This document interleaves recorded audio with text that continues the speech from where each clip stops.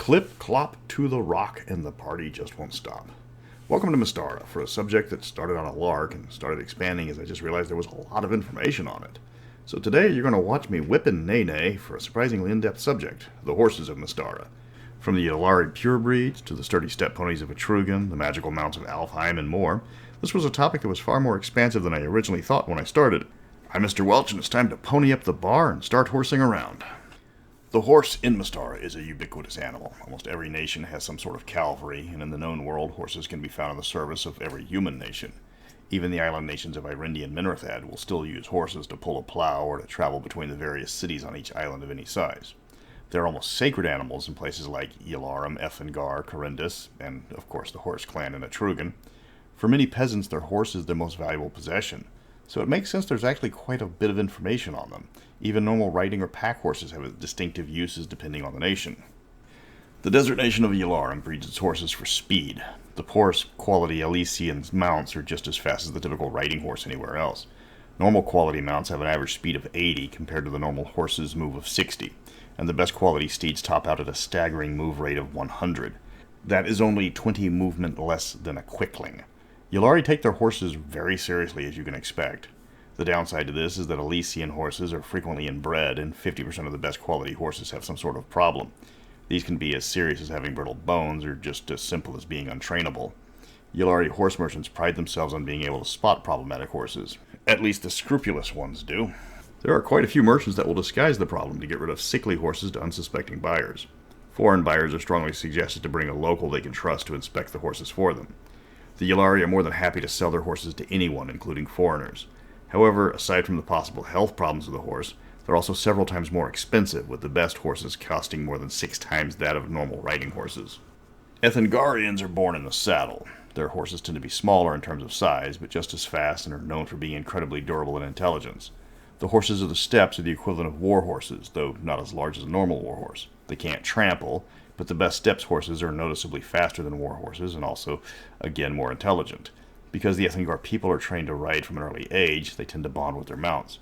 Superior quality horses will actually anticipate the rider's intent and act accordingly.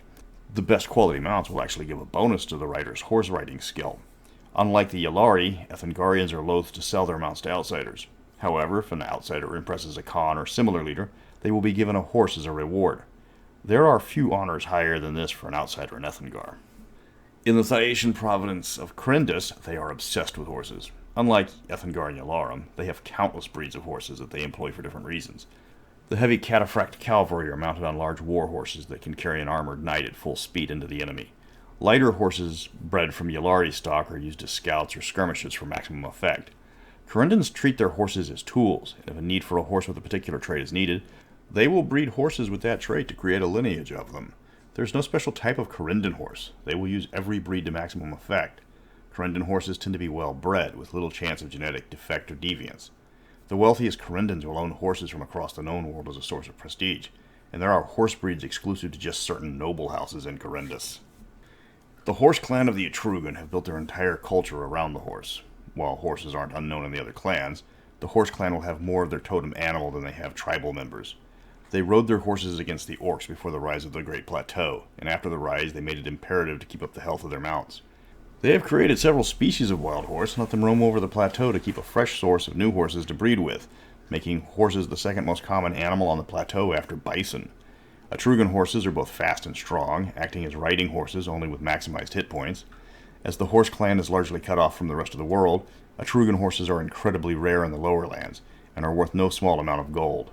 The horse clan will sell horses to the merchants that rarely visit, but only the horses they consider weak and unworthy of breeding. The merchants still pay fortunes for these lesser creatures, unaware of the deception. The finest horse in the known world is largely considered the elven horse of Alfheim, because of course elves get the best of everything. These small horses are of Ethengarian stock originally, but they've been magically altered by the fey creatures known as the Chevalier. They're telepathic, able to follow the mental commands of their riders. They are capable of incredible bursts of speed, reaching 3 times that of normal horses. However, they are only capable of breeding with other elven horses. The offspring of crossbreeding have no special abilities. Elven horses are never found outside of Alfheim and are only used by their army. The horses are quite intelligent, as to be expected, as well as very nimble. Their ability to charge between the trees of the vast Canalbarth forest make for some of the most deadly horsemen in all of Mystara. In the Good Kingdom, there is a creature that exists only to serve as a mount for all fey beings. The Colt Pixie is an intelligent and magical horse that can alter its size to serve as a mount from anything from a sprite to a crone. The Colt Pixies are never hindered by any type of surface when they run. Water acts as dry land. The creature can turn invisible almost at will, allowing their riders to proceed unhindered. But the Colt Pixie wants to roam the land for eternity. It will never settle down in one place, and if their riders try to stable it, the Colt Pixie will instead find a new rider and set out to explore the world again. The Chevalier is not a horse, but it serves as the guardian creature of equines everywhere. It is a fey who has devoted itself to making sure horses aren't mistreated, and if they are, to free them and punish those that hurt them. The Chevalier can appear as a centaur or a horse, and can communicate with any horse. They don't normally get along with bipeds, and loathe creatures that consume horse flesh. The fastest way to earn the favor of a Chevalier is to hunt down creatures preying upon a herd and eliminate it. The Chevalier still won't like you, but at least it won't insult you under its breath when you talk to it. Derricken, being wealth-obsessed, have a long history of breeding and raising horses. Their breeds aren't anything special compared to the swift Ylari or the intelligent Ethengarian breeds, but they are some of the prettiest. The horsemasters of Derricken breed horses for appearance, making sure to never breed sickly or discolored horses. The merchants disapprove of gaudy displays of wealth, but prefer exhibitions of expensive quality items. So a horse whose pedigree can be tracked back to various champions or steeds of legend will draw a higher price than just a horse that only has its looks going for it. Horse trading in Derricken, as you can expect, is both prolific and cutthroat, as ranchers try to get their horses to market first, but not before the animals are fully grown. Unlike other nations, Derrickenians can usually afford more than a single animal, so horses are rarely used for things like pulling plows, as oxen or mules are better suited to the task. The horse markets also feature horses from across the known world. Ylari horses are common in the eastern markets, while horses of Ethengarian blood are found more to the west. Derricken doesn't trade the rare breeds from the other lands very often, but there are unscrupulous horse traders from those lands willing to risk execution for large amounts of Derricken gold. Karameikan is a strange case when it comes to the use of horses. The Trolladaran people are not known for being a wealthy people, at least compared to their neighbors. They prefer large horses, known for their endurance, and use them primarily as draft animals. But this has given them the benefit of having some of the best war horses drawn from that stock, as they follow orders well and they're almost fearless when trained. Karameikan might be one of the smaller nations, but it has some of the best heavy cavalry with actual knights and heavy plate. Their only downside is their small numbers. In theory, Karameikan cavalry is devastating in the open field, but the land is heavily forested, restricting their usefulness. The horses of the northern reaches have several unusual traits designed to help the creatures survive the cruel winters the land is known for. The horses range wildly in size, from just larger than a pony to massive war horses that can pull wagons through the roughest of roads. In the winter, the horses grow massive coats, keeping them warm during the many freezes. They also bulk up in the fall, as they will lose a fair amount of weight until the growing season returns.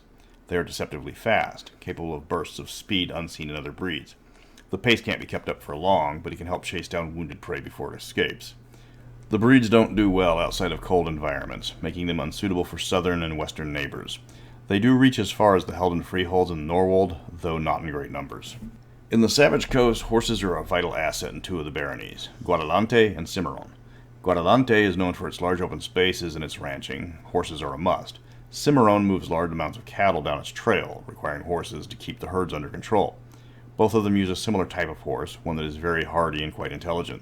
Because of the dangers involved on the trail, the horses must be resistant to ailments, especially the red curse. Horses that become too afflicted will be put down. Fortunately, the local breed is fairly resistant to the curse. The horses there are known for being especially brave and rarely spooky. This is largely due to the fact that the two nations use firearms more than any other. Their light cavalry is one of the reasons few nations would even dare to attack them. The horses are used to the sound of gunfire, giving their riders an advantage.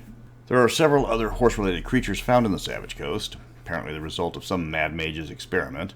The cane equine has the front half of a wolf and the hindquarters of a horse. It is incredibly intelligent for a mount, and despite their canine appearance, are reviled by the lupins of Renardi as an abomination. They will communicate with their riders with a series of barks and can be taught numerous tricks. On the feline side, there's the feliquine, a front section of a lion matched with the hindquarters of a horse. They can only be tamed by the best animal trainers, and even then will always have an independent streak. They are loyal to their riders, even taking them out of danger if possible. They've never been domesticated, and mounts have to be acquired from the wild packs of feliquines native to the area. There are horses in all of the other countries, though they aren't used as much as the ones I've detailed. The island nations have no need for cavalry. Glanchery's mountainous geography keeps horses to a minimum. The Dwarves of Rockholm have the same problem, and use lizards for underground transportation. But for most nations, the horse remains a vital animal, both for transportation, industry, and war. If you want to give your players a deep dive into a slice of Mystara's daily life, you now have a variety of mounts that they can select from. Next up is a topic I've been looking at for a while because the subject is a bit beefy. The relics of the demi-humans. Every race has a unique relic exclusive to them that gives them incredible magical powers. Except the elves, who get one for every type of elf they have. Because of course the elves get more than everybody else. But until next week, get along, little dogies.